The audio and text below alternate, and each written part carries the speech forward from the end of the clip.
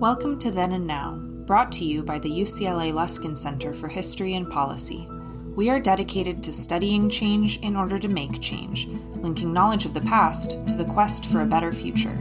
Every other week, we interview thought leaders, historians, researchers, and policymakers about what happened then and what that means for us now. Welcome to Then and Now, sponsored by the Luskin Center for History and Policy at UCLA.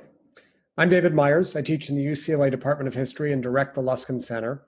Our goal is to bring the past into conversation with the present, and in doing so, to understand how we got where we are so that we can imagine alternative and better futures. Today, we have three guests on the episode who have just completed a report under the auspices of the Luskin Center that is called A Century of Fighting Traffic Congestion in Los Angeles. They are Martin Wachs, who is Distinguished Professor Emeritus of Civil and Environmental Engineering and of City and Regional Planning at the University of California, Berkeley. Marty also taught at UCLA for 25 years, where he served as chair of the Department of Urban Planning, and he is back at UCLA now teaching and researching transportation policy. Next is Peter Chesney, who is a PhD candidate in the UCLA History Department, where he is writing a dissertation called To Live and Drive in LA, Race and Sensations of the Post-War City. And last but not least, Hwang, who is working on a master's in urban and regional planning with a concentration on transportation policy at UCLA. Welcome, Marty, Peter, and Hwang. Thank you. So in the report, you begin by challenging the myth of LA's car culture, the belief that the city not only used but idolized the almighty car. Marty, do you mean to tell us that this isn't true? Well, if you look across the United States, what you see is that the people who are most dependent upon cars, who use them the most frequently, are people who live in rural areas, where, of course, transit isn't available and destinations are farther apart. But if you compare all American cities to one another, Los Angeles is by no means one of the most automobile-oriented. People in Los Angeles own about 1.8 cars per household. That's just about equal to Seattle and Cincinnati. We drive about 22.3 miles per capita per day, which is equivalent to Akron, Ohio, or Beaumont, Texas. And I think most of us would conclude that Akron and Beaumont and Seattle and Cincinnati are not places known for auto culture. We use transit just behind New York and Chicago. We're the third largest transit-using city in the United States. So I think that the media and especially movies, but also books have portrayed Los Angeles in a particular way, and that gets repeated over and over. But we're not particularly auto-centric. So maybe you could just go a little bit deeper, and this is to any of you. Why did that myth take hold? What was it about Los Angeles that seemed to be the site for this myth of the almighty car? Okay, so I think that the myth of Los Angeles being a capital of the car culture took hold in part because of history and histories of structures in the region. One irony of this, of course, is that the developers and planners who brought Los Angeles into existence in the early 20th century, they didn't necessarily plan it to be a place where people relied on cars. They created this massive physical infrastructure of public transit lines, streetcars that connected the various parts of the city, and therefore the city decentralized. And it decentralized in a way that made the city quite different from other cities in the United States, more dense cities, more concentrated cities on the East Coast, like New York. So when people in Los Angeles started to settle in this dispersed manner, they had an incentive to buy cars. And so you see a statistical trend in Los Angeles where a city that had already, the county at least, had 50,000 cars registered in 1915. By 1925, that number had increased by 10 times. And there were 500,000 cars registered in Los Angeles. That's a rate of almost one car per person in the region. And that rate is actually comparable to rates in the United States nationally in the later part of the 20th century. But that said, Los Angeles might have been ahead of the curve historically, but in many ways it's indicative of trends that were going on nationally. The rate of car ownership and car registration in the United States in 1915 was 25 for every 1,000 people. By 1925, that number had increased by 6 times to 150 for every 1,000 people. And by the 1980s, the national trend had basically caught up with Los Angeles. Okay, so let's look at the phenomenon that you actually study at length in the report, traffic. If LA was not an outlier in terms of the proportionate number of cars per population, per capita, was traffic demonstrably worse here? Because we tend to think of LA as sort of the bad traffic capital of the world, just as we have thought of it as the home of the almighty car. You've dispelled the myth that there's a particular infatuation with the car in LA. What about traffic? Can you tell us a little bit about the history of LA's traffic problems? When did LA come to be known for its traffic problems? This is Marty. I think that most large, dense cities across the world have faced traffic problems that are comparable to those in Los Angeles. The fact that Los Angeles has self-consciously addressed its traffic is not different, but it's of course uniquely important to Los Angeles. And it's important for me to note that while Los Angeles began as a dispersed metropolitan area, as it developed through the 20th century, it became what is actually the densest metropolitan area in the United States. It is more dense than the New York metropolitan area. But the unique thing about Los Angeles is that it is not centralized the way New York is. So New York is Manhattan, surrounded by low-density suburbs. Los Angeles is, well, not quite Manhattan, surrounded by higher density suburbs. So things are separated in space to a far greater extent than New York, even though the regional population density per square mile is actually higher than in New York.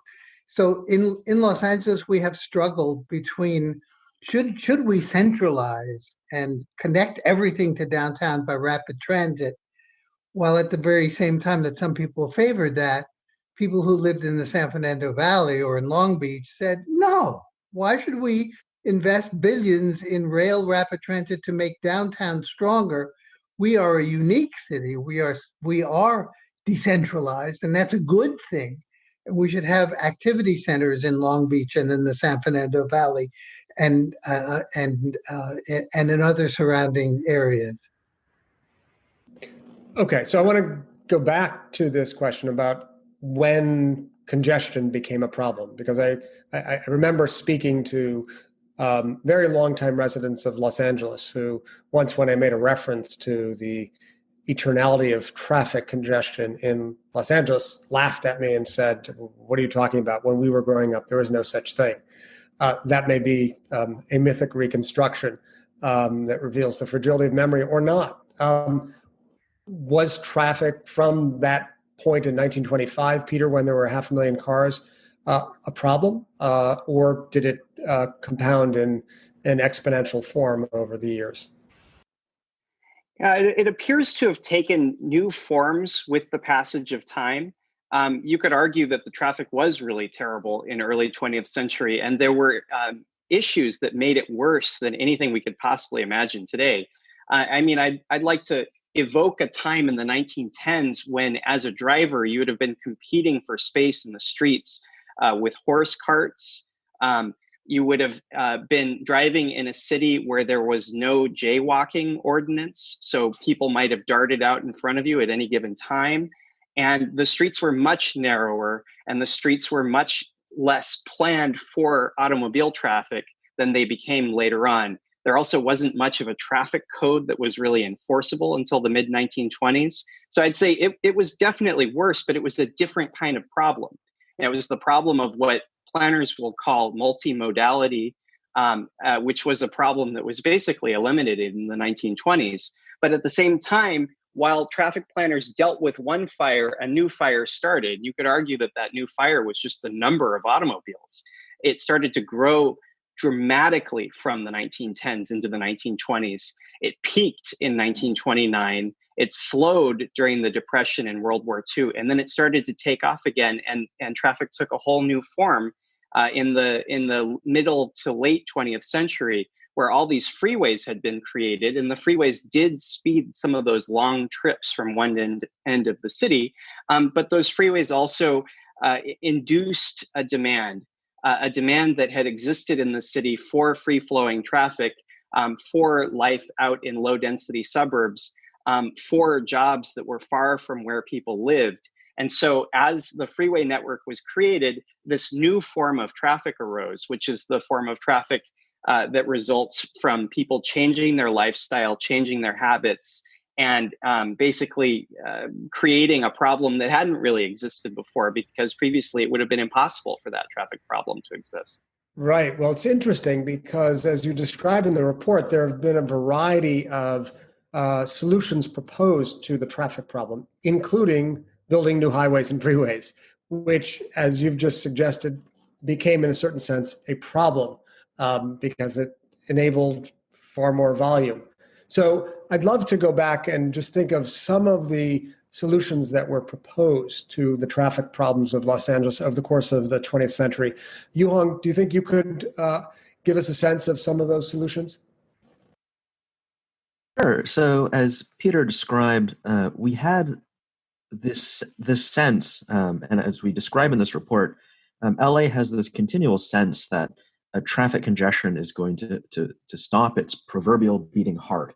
And so across the century, we have in LA attempted many ways of resolving what early traffic engineers called the congestion problem, or the traffic problem. And so the first understanding of traffic is that, well, there are too many cars competing for too little space. So what can we do to resolve that problem? Well, we can build more arterial streets, we can widen freeways, we can build more freeways. And as Peter describes,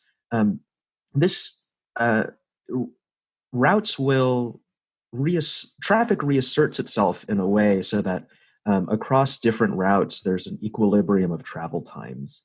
So if we widen a freeway here, people will notice, well, the traffic on this freeway has become more fluid, and traffic on sort of parallel streets will rearrange itself in such a way that on the freeway and on the parallel arterial streets, we have a congested state again. Now, it may be flowing slightly faster, but as more people use the route, we return to a congested state.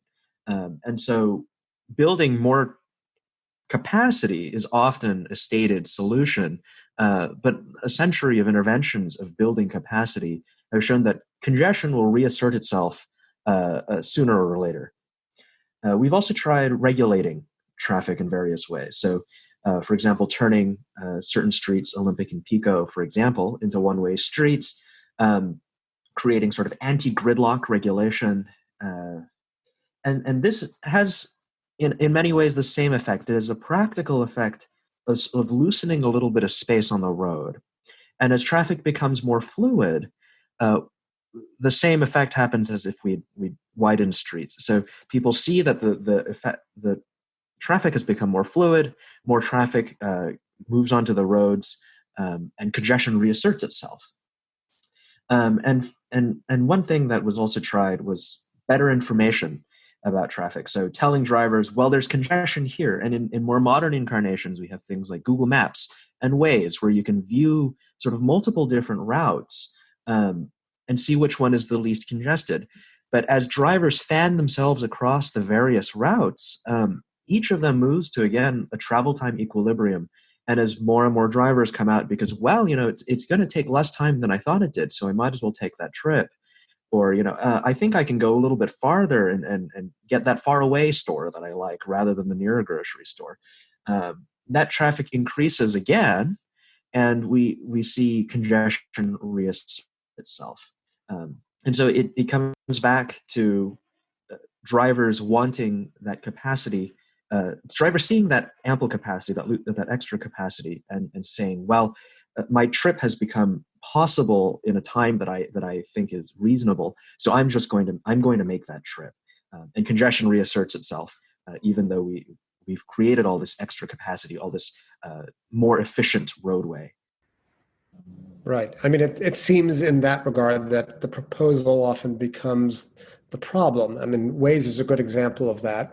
It certainly facilitates an ease of finding one's way to places one doesn't know how to get to.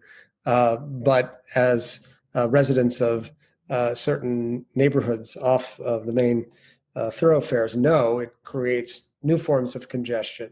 So in light of that interesting dynamic whereby building more capacity, either in physical infrastructure or technologically, can in fact reassert a new form of congestion. I'm wondering, Marty, what the relationship between traffic volume and congestion and public transportation is in Los Angeles. What does the state of affairs in terms of traffic in LA tell us about the state of investment in public transportation in Los Angeles? It's common for critics to say we wouldn't have this terrible traffic if we hadn't dismantled the red cars. That's not true, because if one looks back into history and looks at the red cars, one finds that the populace was angry about the red cars. They were inadequate. They were always late. The drivers were drunk. The cars were filthy. And when we remember them now, we remember them nostalgically as a wonderful system, but they were quite an inadequate system to those who used them in that time period. The truth is that about 3, 5, 7% of all of our trips, mostly work-related, are made on public transit, and about 93% of all of our trips are made on highways and streets, and that we can invest much, much more in public transit, and we can get more people to ride public transit, but it won't reduce traffic congestion. It's a mistake to think that the New York system, which is so extensive, connecting every neighborhood to every other neighborhood, has reduced traffic congestion in New York.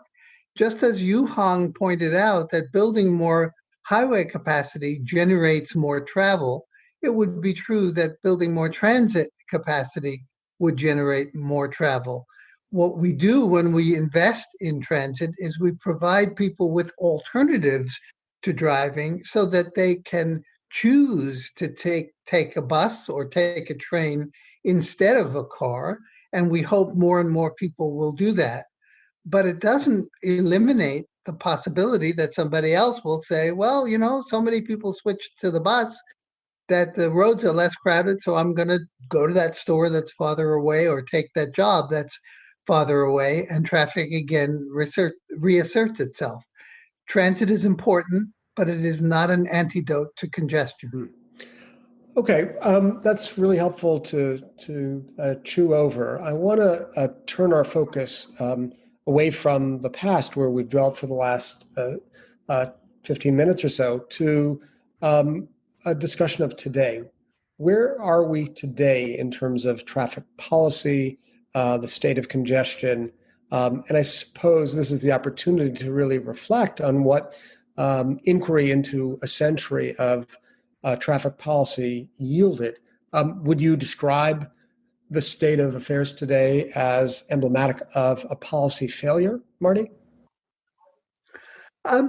Well, urban areas are complex social, economic, and political systems. I would think that many Americans are well housed, yet Los Angeles has what could be called a housing policy failure. Many of us have environmental problems. I wouldn't describe the transportation system as either a success or a failure. I would say it contains many successes and many failures. There are particular projects, there are particular routes that work very well. There are other places that are pretty awful.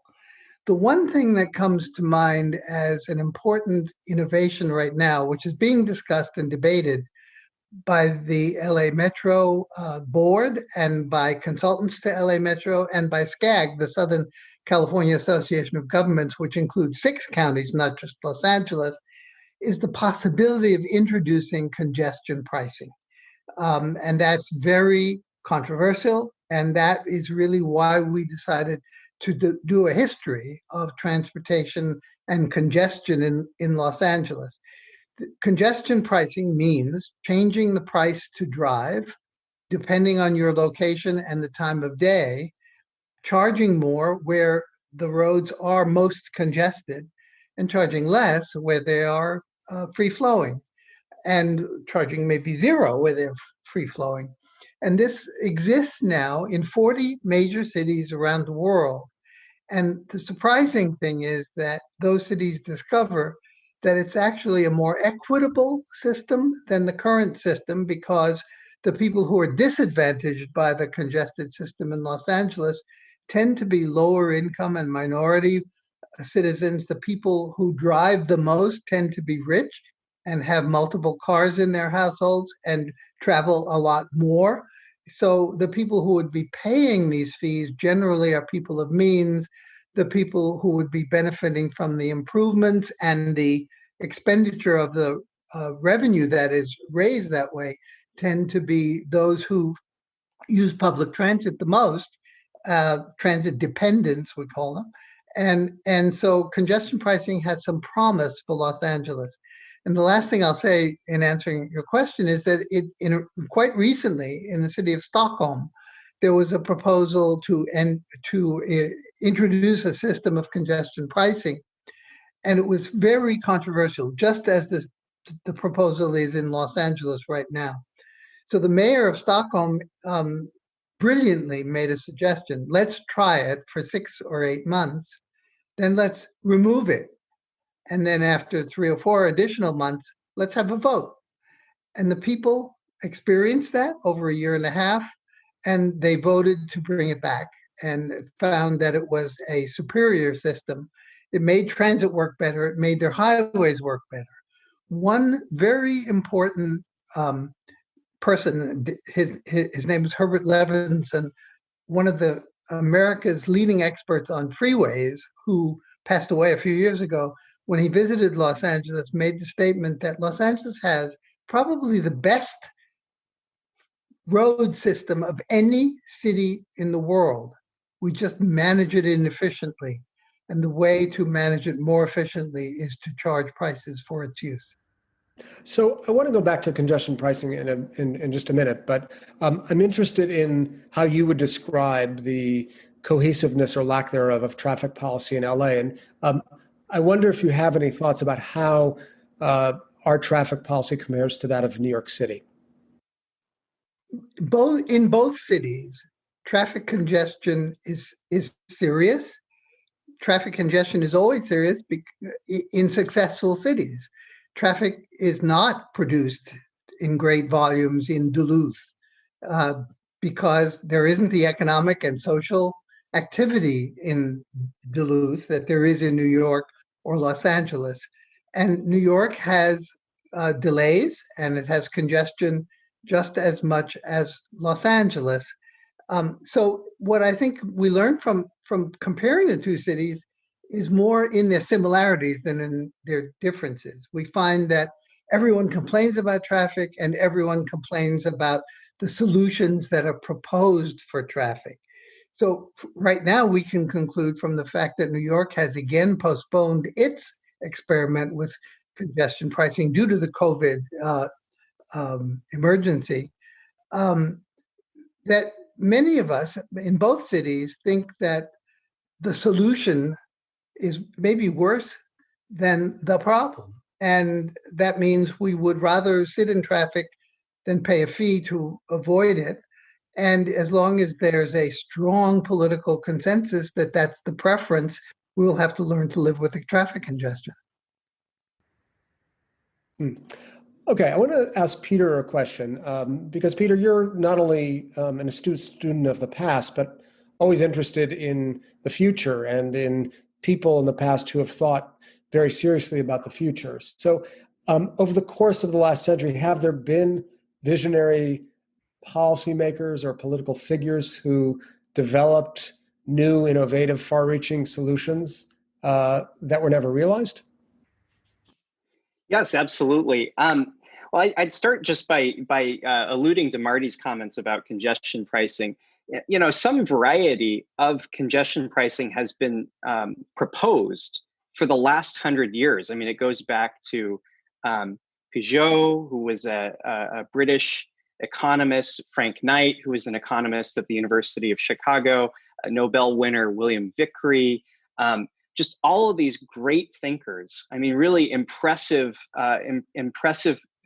thinkers started talking about this solution so early that you could say that the technological capacities to enact their ideas were not with us yet, right? That society was not advanced enough, arguably, in order to put their ideas into practice. And it really wasn't until the 1970s that it even became remotely possible, hence Singapore being one of the first countries, one of the first cities really, to enact congestion pricing that early.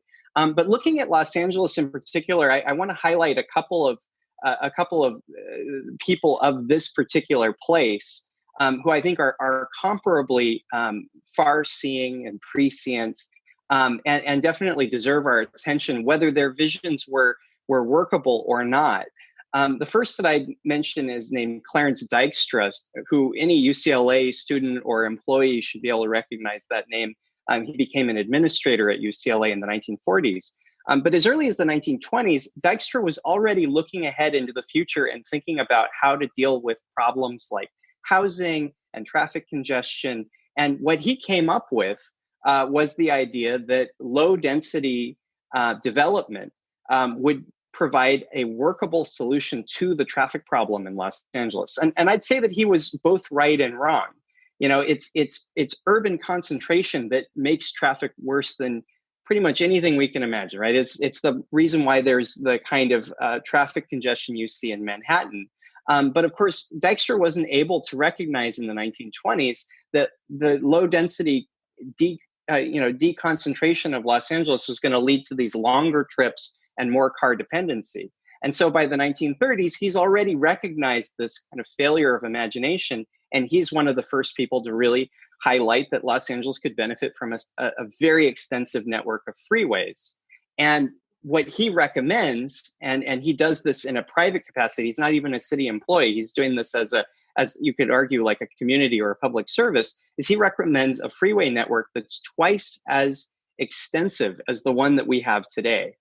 So, you know, I think Dykstra deserves some recognition as being somebody who had a vision for the city with freeways that probably would not have solved traffic congestion. It wouldn't have eliminated or abolished it, but it would have made it a lot less worse for a certain period of time until Los Angeles grew even more extensive and even more populated than it is today. And then the other person who has a similar line of thinking was a man named Calvin Hamilton. And Calvin Hamilton came to Los Angeles, trained elsewhere. He was Harvard University trained urban planner. And he comes to Los Angeles and he observed a phenomenon that was going on in Los Angeles. It's somewhat comparable to what Dykstra had called for, which is that deconcentration. Except Cal Hamilton, unlike Dykstra, who privileged low density, Hamilton thought that the city should be basically half and half, that there should be a number of centers, what could be called a polycentric city, with basically small downtowns dispersed throughout the metropolis. And so you could look at a place like Century City or Westwood Village. Those are examples of what Cal Hamilton hoped for, except what didn't end up happening, at least according to his ambitions, was there was not the public transit development to go along with those centers. dispersed throughout the city. He wanted low density suburbia in much of the city, but then these really high density centers that were connected to one another through transit so that people wouldn't have to depend on cars to get from one to the other. So anyway, I find their visions to be especially interesting and inspiring. Very interesting. Thank you. Though it seems that in a certain sense, at least at the present moment, all roads, or as it were, freeways, are leading to congestion pricing as the most viable, beneficial solution, which of course would alter what a freeway looks like.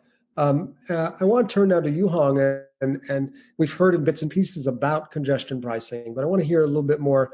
Where has it worked? And what do you think it would look like in Los Angeles? Sure. So what, as Marty and Peter have talked about, it's been deployed in quite a few major cities across the world. And I think the earliest example is Singapore, who set up,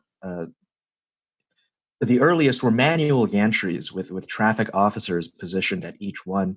And they would see if people had on their dashboard stickers that corresponded with the zone that they were trying to enter. And of course, this manual system was expensive, it was difficult. And we have technology today that would make it much easier. But cities that have deployed congestion pricing have seen that it has, in fact, worked to reduce congestion, particularly cities with sort of denser cores, which really have a centrality of where their traffic converges. Congestion pricing has been sort of most clearly established, but of course, LA looks a little bit different. It's not exactly got a dense downtown that has all of the people converging there. It has quite a few centers, and so there are a few different types of congestion charging. As we heard earlier, there's cordon charging, so vehicles pay a fee for crossing a boundary, traveling within the bounded area. So, for example, this would be this central London doesn't incur a fee. Vehicles within a bounded area moving to a different bounded area, so different zones have pricing. So, a bridge would separate a zone, crossing a well-established route would be moving from zone to zone. And then there's facility pricing. So as I drive down the freeway, a toll is collected. This works really well, on bridges and tunnels. So toll bridges, for example, could have variable pricing based on congestion. LA Metro has proposed what they're calling corridor pricing. So for example, on the Sepulveda Pass, there's the I-405 and the Sepulveda Boulevard adjacent to it. So the entire corridor would need to be priced somehow. Both the cars and perhaps the transit that's traveling across would need to be considered as part of an entirety that would need to be priced somehow. So shifting people out of their cars so that Sepulveda Pass flows more freely. If we price the 405 alone, then people will move on to Sepulveda Boulevard. So it needs to be considered, the whole sort of route would need to be priced. And so LA Metro is calling that corridor pricing. And just to be sure I understand the argument, congestion pricing is not a regressive form of taxation. It does not burden the economically disadvantaged? Every form of charging for transportation is regressive, meaning that lower income people pay a higher proportion of their income in that charge than upper income people. So gasoline taxes are regressive. Fixed tolls that don't change with time of day are regressive. And we pay mostly for transportation in Los Angeles County through 2% sales taxes that go entirely to transportation, and those are regressive. The way you make a tax less regressive is dependent upon how you spend the money. So if we have congestion pricing and the proceeds of the tolls that people pay are used to improve public transport, then obviously, since public transport users have much lower incomes than highway users, you mitigate the regressiveness or can actually turn them into a progressive pricing system. In addition, I would argue that if congestion pricing reduces traffic on a major arterial and there's bus service on that arterial, and the buses are filled with lower income people more than cars are, then the people who would benefit from the congestion pricing by faster speeds on those streets are the people on the buses, and they're lower income people. So it's a mistake to presume that the current system, when you look at it from 30,000 feet, is a fair system, and that adding a charge adds a regressive fee. The current system is very regressive. And in some ways, congestion pricing can actually make the system more progressive. Yeah. And you mind if I'll just add really quickly that we should also remember that a lot of the automobiles on the road or motor vehicles on the road in Los Angeles are operated by people who are working currently, working for a living, working for a company. And it's interesting for those of us who think of congestion pricing as being a non-regressive or largely non-regressive compared to the way things are currently, a non-regressive option for Los Angeles. It seems that a lot of the folks who would pipe up and say this looks regressive are the people who want to cut their labor costs and they want to cut their production costs. I'm talking about trucking. I'm talking about delivery. We should just keep in mind that there is a strong interest at play and in the works that would suggest that this is going to be harmful to poor people, when mostly it's going to be an added small burden for business enterprise. Okay, I'm curious, in light of the case you make for congestion pricing, where you think we are headed. Say toward 2028, the Olympics in Los Angeles, a time that will bring large numbers of people in the city and presumably place new burdens on the transportation infrastructure. Where do you think we will be, or where are we headed between now and then in terms of the flow of traffic? Los Angeles County Metro has a program they call 28 by 28. They're trying to complete 28 capital investment projects by 2028 so that they'll be in place for the Olympics. New subway lines, primarily some express bus lines as well. And I think the important point to remember is that with COVID and with declining sales tax revenues, they may well have to cancel some of those projects and postpone them so that they won't all be in place by 2028. But if we look back to the 1984 Olympics, we did pretty well. We did pretty well because the Olympics last only 2 weeks, and people are willing to accept changes in their transportation options in a short period of time that they wouldn't accept over a long period of time or permanently. So, for example, during the Olympics in 1984, daytime truck deliveries were rescheduled to be at night. That was only for 2 weeks, and we could do something like that again. Many workplaces told their employees to telecommute during those 2 weeks, and we could do that again. And we've had the experience of 1984.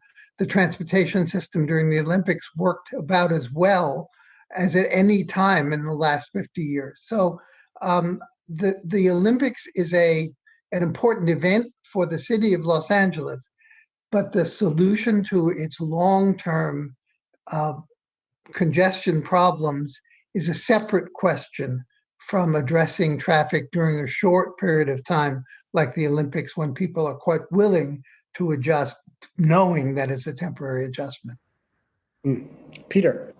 Yeah. I'll add to that. It's really a matter of communication and buy-in. I mean, what happened in 1984, just jumping on some of Marty's points, is that these commuters and these business employers that made these decisions, that made it possible for traffic to flow so brilliantly well during that event, it was because there were just so many interests in Los Angeles that converged and reached a sense of consensus that Los Angeles had to have a successful event, that the visitors had to have a good time, that this event was being seen around the world as a reflection of the city and of the United States itself. And of course, the reason why there was so much buy-in was because it got turned into a, kind of an episode, you could argue, or a front in the Cold War, based on the fact that the previous Olympics had been in Moscow and the United States had boycotted it. And then the Olympics in Los Angeles was boycotted by the East Bloc. I would say that for 2028, that anybody who's planning for that Olympics needs to be thinking about how to achieve that same kind of buy-in in Los Angeles. And I would argue that the way that you do that, vis-a-vis traffic, obviously, is through good communications and good planning. But I think it's a bigger issue that the traffic will work better if there's generally a really strong sense of buy-in into those Olympics. And what I would say for those planners is I would say you just need to make sure that you have a happy populace, that you don't have as homeless a population as you have in Los Angeles, that you get people housed, that you have, very little in the way of breakdowns of the various orders that there are in Los Angeles, that the police are well behaved in the time leading up to that. And once you have all those factors in play, then you can get the kind of buy-in that'll make it so that the traffic will flow well, just like in '84, and everything will work out nicely. A relatively modest agenda for public officials to help solve the traffic problem. I should say that the Luskin Center has been sponsoring a year-long report on the history of homelessness, and in a forthcoming episode of Then and Now, we will discuss the conclusions of that research project. By way of conclusion, I want to ask a question of you, Hwang and Marty, about your career choice. Why is it that you have decided to devote yourself to the study of traffic? Is there some metaphor embedded in that choice, as if this is a way to understand your own life journey? Or is it a simple technical matter you're interested in the engineering and logistics features of it? So let's begin with you, Hwang, at a different station in his career than Marty, and then we'll conclude with Marty. Sure. So I think a little bit different from many members of my cohort in the MERP program, the Urban and Regional Planning Master's Program, is that I was an engineer in undergrad. And one of the topics that captured my attention was traffic and transportation engineering.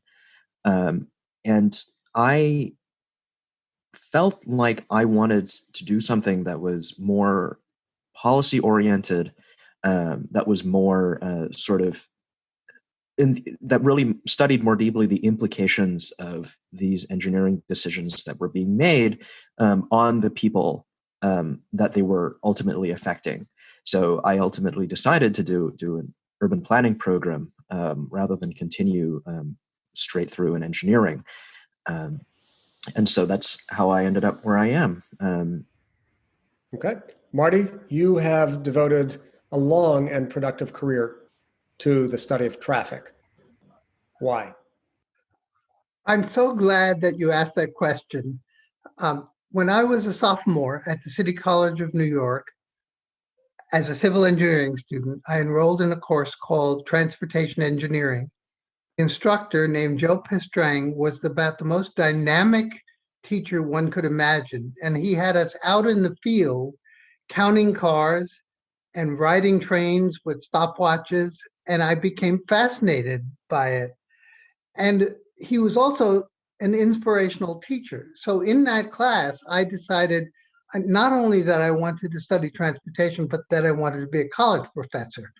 And both have been wonderful decisions. I continue at the age of 80 to be interested in traffic and in teaching about transportation. So thank you for the opportunity to say that. Thank you, and please continue to continue to do what you do at least until 2028, at least until the Olympics, and then we'll talk about slowing down the pace. I want to thank Marty, Peter, and Hwang for joining us on Then and Now. It's been a real pleasure to have you with us, and it's been a really illuminating conversation. Thank you as well to our listeners out there, and of course, a special thanks to our executive producer, Maya Ferdman. Until next time, wishing you a good and safe day.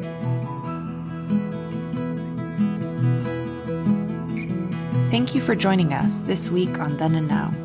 Then and Now is brought to you by the UCLA Luskin Center for History and Policy, where we study change to make change. For more on our work, follow us on Twitter and Facebook at our handle, @LuskinHistory. Our show is produced by Maya Ferdman and David Myers, with original music by Daniel Reichman. Special thanks to the UCLA History Department for its support, and thanks to you for listening.